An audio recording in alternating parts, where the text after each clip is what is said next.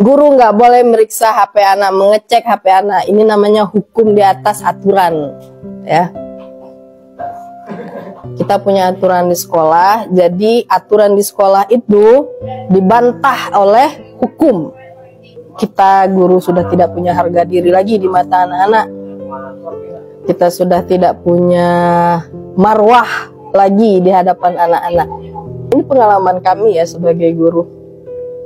Saat kami memeriksa HP anak itu hampir, kalau kita tidak mencegah, walau apa yang terjadi pada anak itu kan, kita sampaikan sama orang tua, bapak ibu anaknya hampir seperti ini, kita lihat kan sama orang tua, karena HP anak itu pakai kunci dan orang tua rata-rata tidak mau peduli dengan HP-nya anak gitu.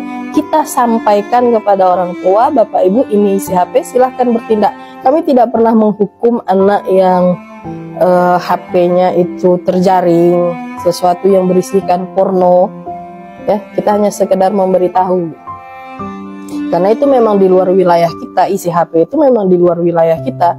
Tapi memberitahu orang tua itu wajib, karena hari ini banyak orang tua yang tidak peduli dengan anaknya gitu. Banyak orang tua yang tidak perhatian sama anaknya, isi HP anaknya mereka nggak tahu gitu, ya. Jadi orang tua sekarang kenapa anaknya susah diatur, ya periksa HP-nya gitu. Kita yang punya anak gitu, kita yang berhak gitu.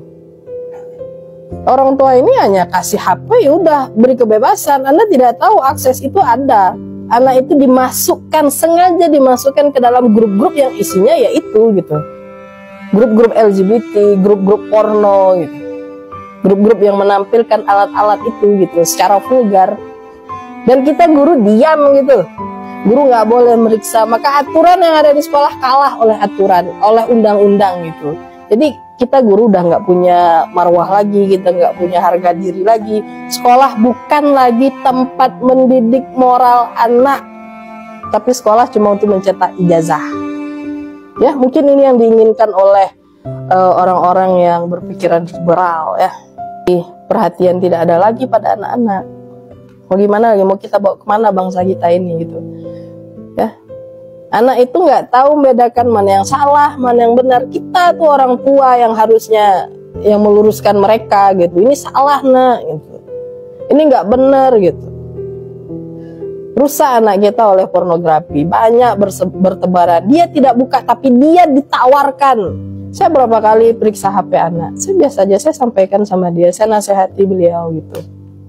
Ya, walaupun saya tahu itu melanggar gitu kan. Tapi saya ingin menyelamatkan anak saya. Pada saat itu anak saya, Bu, saya dimasukkan Bu dalam grup ini ya. Kalau kamu dimasukkan, kamu keluar dari grup itu. Siapa yang tahu kalau tidak kita periksa? Kalau kita tidak periksa, mereka akan lama di dalam grup itu dan akan membiarkan itu mencuci otak mereka. Dan pikiran-pikiran mereka yang nggak bisa lagi, karena orang yang sudah terkontaminasi pornografi akan sulit untuk menerima pelajaran, akan sulit untuk dinasehati gitu. Institusi pendidikan, sekolah sudah tidak punya harga diri lagi gitu untuk membentuk karakter anak. Kita punya anak, ya, kita akan dipertanggungjawabkan kelak di akhirat nanti gitu. Ya, kita membiarkan anak kita biarkan untuk menonton, anak kita biarkan untuk mengakses yang itu, dan kita tidak tahu, nggak ada cerita kita nggak tahu gitu. Kita tetap akan dimintai pertanggungjawaban di akhirat nanti. Apakah kita tidak pernah mengawasi anak kita gitu? Anak-anak kita hari ini, Anda lihat sendirilah bagaimana keadaan sekarang. Orang tua yang merasakan, masyarakat yang merasakan bahwa handphone itu menjadi perusak terbesar. Ya, handphone itu menjadi sebuah permasalahan hari ini. Jadi kita mau dibawa kemana negara kita gitu. Kalau handphone saja kita tidak punya akses untuk melihatnya, seorang orang tua melihat, bisa jadi nanti orang tua bakal dipenjarakan karena dia membongkar HP anak. Dengan undang-undang ini siapapun, kata siapapun, berarti kan orang tua juga tidak boleh membuka handphone anaknya gitu. Di mana peran orang tua lagi seperti itu? Kita punya aturan sekolah dan aturan kita itu dikalahkan oleh undang-undang. Ya, wajar kalau anak-anak kita hari ini banyak yang ya seperti itulah. Miris saya lihatnya.